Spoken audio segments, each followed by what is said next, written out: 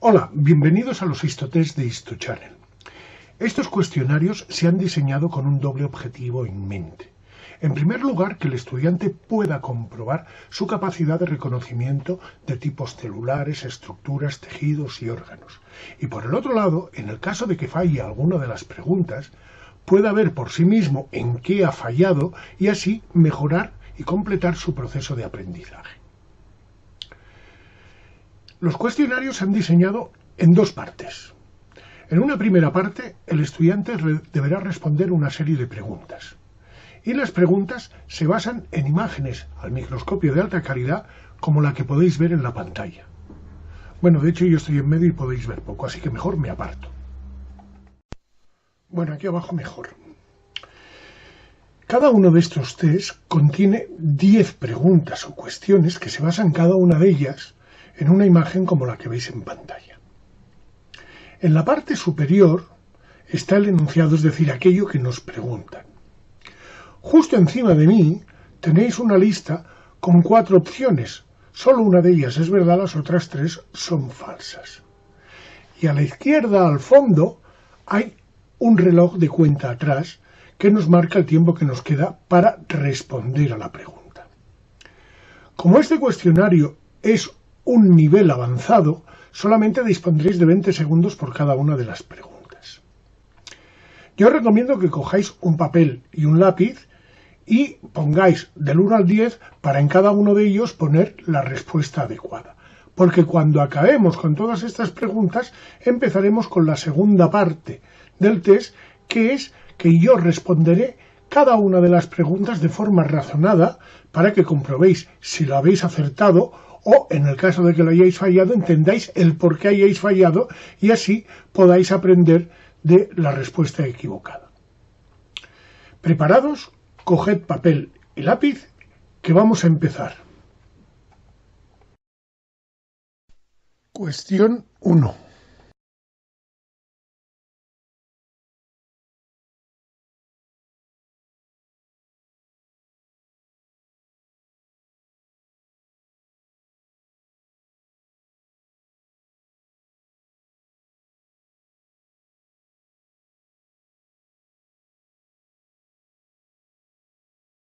Cuestión 2.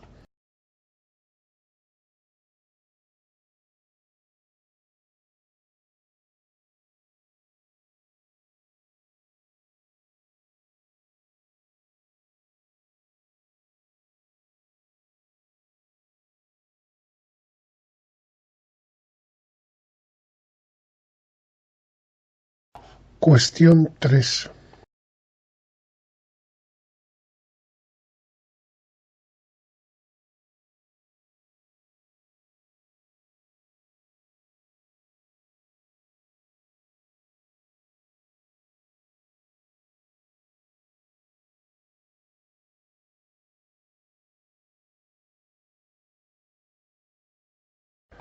Cuestión 4.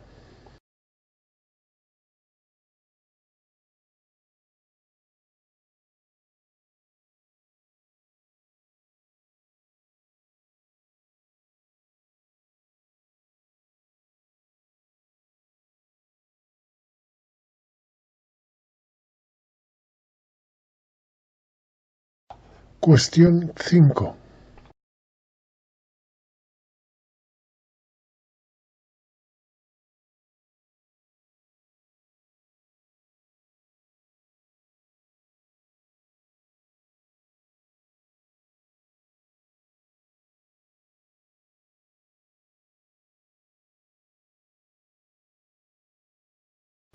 Cuestión 6.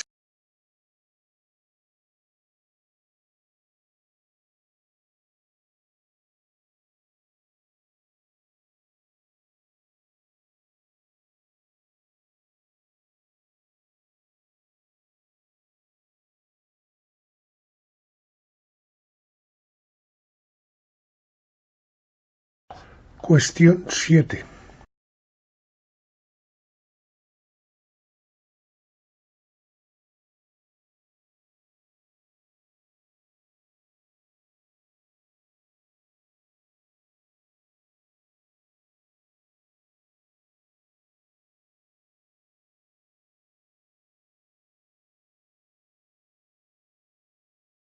Cuestión 8.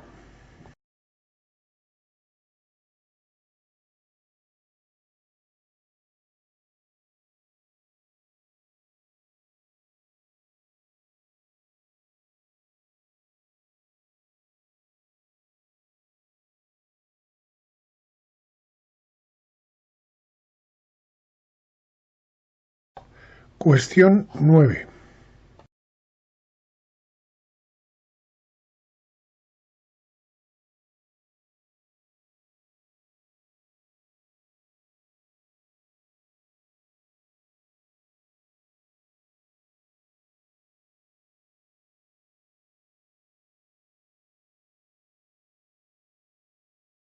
Cuestión 10.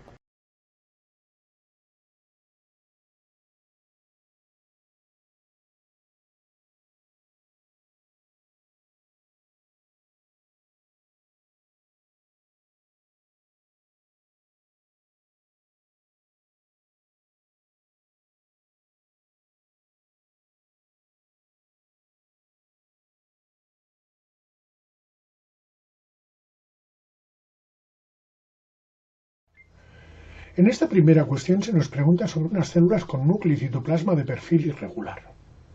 Las células mayoritarias de esta imagen presentan un perfil poligonal. El citoplasma contiene numerosos granos intensamente teñidos y algunas vesículas de contenido claro, probablemente de carácter graso. El núcleo de estas células es circular o ligeramente ovalado con cromatina laxa, lo cual indica una alta tasa de transcripción. Estas células se disponen contiguas las unas con las otras formando como cordones o columnas. Estos cordones o columnas rodean a espacios delimitados por un epitelio plano, endotelio discontinuo, es decir, rodean a vasos sanguíneos, concretamente a sinusoides. Todo esto describe de forma clara al parénquima del hígado, con hepatocitos y sinusoides hepáticos.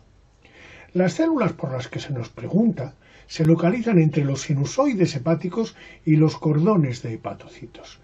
Esta localización y su morfología describen perfectamente a los macrófagos del hígado, que se conocen como células de Kupffer.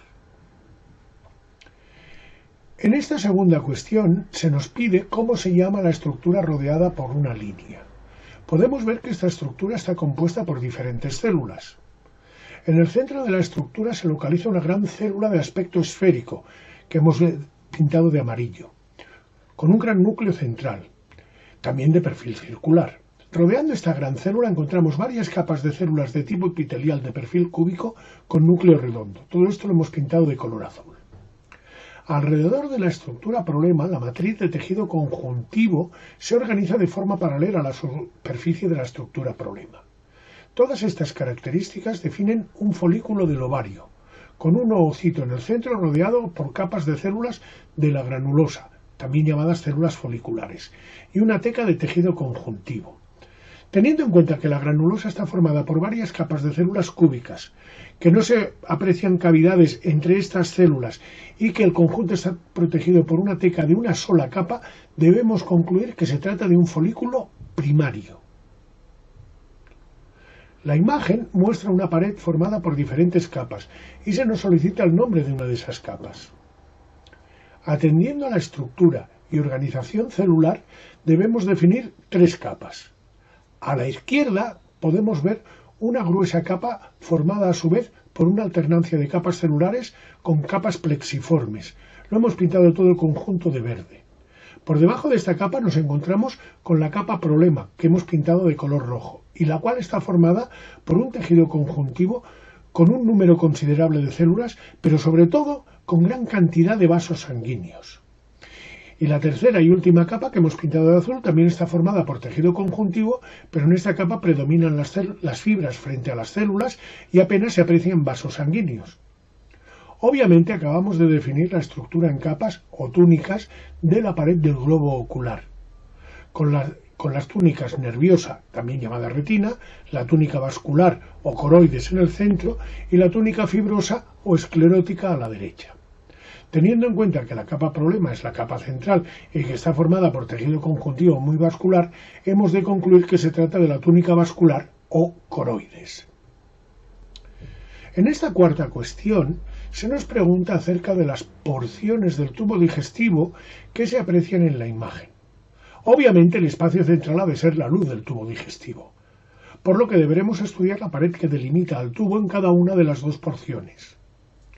Si nos fijamos en la porción 1, vemos que su pared, línea verde, está formada por una mucosa en la que destaca un epitelio grueso multicapa con queratina, que podría tratarse de un epitelio plano estratificado queratinizado, por debajo del cual se aprecia una lámina propia de tejido conjuntivo, mientras que la porción 2 muestra una estructura completamente diferente, la línea roja. Para empezar, la mucosa está ocupada por glándulas de aspecto tubular simple y el epitelio de revestimiento es claramente de perfil alto, es decir, cilíndrico. Dada la organización de la mucosa en ambas porciones, hemos de concluir que se trata de la transición entre el esófago, la porción número 1, con el estómago, es decir, la número 2. A esto se le conoce como unión esofagogástrica, que como podemos apreciar es abrupta, es decir, en un punto la pared pasa de una organización a otra. En esta cuestión se nos pregunta por un pequeño grupo de células localizadas en unas estructuras muy peculiares. En primer lugar, en la imagen destaca la estructura que hemos pintado de amarillo y que consta de un ovillo central, muy rico en capilares sanguíneos que se conoce como glomérulo de Malpighi, envuelto por un espacio o cavidad conocido como espacio urinario, que a su vez está delimitado por un epitelio plano simple, el cual se denomina cápsula de Bowman. Todo este conjunto se conoce como corpúsculo renal. Alrededor de este corpúsculo renal se aprecian numerosos cortes de tubos, de los que diferenciamos dos tipos. En azul, unos tubos de pared gruesa con el límite de la luz difuso, debido a la presencia de gran cantidad de microvellosidades. Este tipo de tubo recibe el nombre de túbulo contorneado proximal. Y en verde, tubos con una pared de menor grosor y un límite de la luz bien definido, no tiene microvellosidades, que se conoce como túbulo contorneado distal. Y este en concreto se encuentra adyacente al corpúsculo renal. Estas estructuras son propias de la corteza renal. El conjunto de células por las que se nos pregunta se localizan en la pared del túbulo distal adyacente al corpúsculo, pero no en toda la pared, solamente en la porción más próxima al corpúsculo renal. Se caracterizan además porque estas células se disponen con una mayor densidad que las células del resto de la pared de este tubo. Estas características definen la estructura problema como mácula densa. En esta cuestión se nos plantea identificar una capa de una estructura que tiene todo el aspecto de piel. De hecho, casi toda la totalidad de la imagen está ocupada por la epidermis, que recordemos que es un epitelio plano estratificado queratinizado, y debajo de él podemos ver una pequeña porción de la dermis. La capa por la que se nos pregunta pertenece a la epidermis, concretamente es la segunda capa, localizada justo por encima de la capa o estrato basal, y por debajo del estrato granuloso. Dada esta localización debemos concluir que se trata del estrato espinoso. En esta pregunta también se nos cuestiona por una capa, pero de una estructura muy diferente a la de la cuestión anterior. En primer lugar, comprobamos que en la imagen se muestran los cortes de dos estructuras de tipo tubular. Ambos tubos tienen paredes de 3 capas, aunque la organización de las capas es diferente en ambos tubos. Así, el tubo que nos ocupa, la pared problema, es la más gruesa y está formada por músculo que se tiñe más intensamente que el tejido conjuntivo que forma la capa más externa de este tubo, y también forma la más externa y más gruesa del tubo adyacente. Además, vemos que entre la capa problema y la luz del tubo se aprecia una fina capa de epitelio plano, un endotelio, y la capa más externa es tejido conjuntivo, por lo que obviamente se trata de la capa media muscular de un vaso, también conocida como túnica media. Y como a diferencia del otro vaso, la capa problema es la más gruesa de las 3 que forman la pared, debemos concluir que el vaso es una arteria. Por lo tanto, debemos decir que la estructura problema es la túnica media de una arteria. Se nos pregunta por unas estructuras simétricas, aunque una de ellas está incompleta, que se encuentran entre otras estructuras diferentes. En primer lugar, cabe destacar el tejido que hemos pintado de azul, del que una atenta mirada nos indica que se trata de tejido óseo. Y lógicamente, dada la peculiar forma que presenta este tejido, debe tratarse de una vértebra de la espina dorsal cortada transversalmente. Esto nos permitirá situar el resto de estructuras, ya que la mayoría de estas estructuras se localizan en la cavidad que define el hueso vertebral.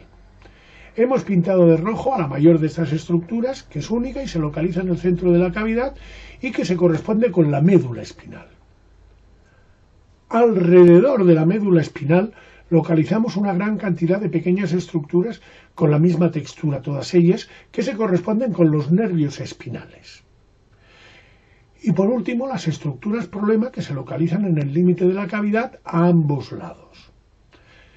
Dada la localización de estas estructuras, se debe corresponder con los ganglios espinales.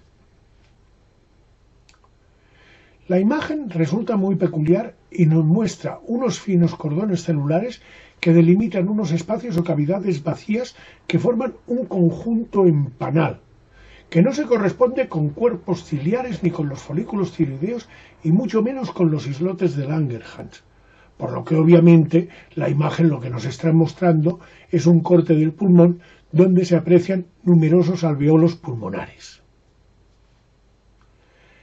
Las estrellas marcan unas masas compactas de claro carácter inorgánico que muestran una organización concéntrica. Estas masas se encuentran en el interior de unas cavidades rodeadas de un epitelio de perfil cilíndrico. En cavidades adyacentes podemos ver masas similares, pero menos desarrolladas. Probablemente las estructuras en las que se encuentran las masas problema sean glándulas. Las hemos marcado de color verde. Estas glándulas se encuentran inmersas en una matriz conjuntiva, las estrellas, la cual incluye una gran cantidad de células teñidas intensamente de rosa, que debemos sospechar que se trata de células musculares lisas dispersas en esta matriz. También podemos ver un conducto largo delimitado por el epitelio. Todo lo que acabamos de describir se corresponde perfectamente con la estructura de la próstata, por lo que las masas problema del interior de las glándulas deben tratarse de cuerpos amiláceos. Espero que este cuestionario os haya gustado y os haya resultado útil, pero sobre todo lo que espero es que os haya ayudado a aprender. Si así ha sido, por favor, clicad el me gusta y suscribiros al canal.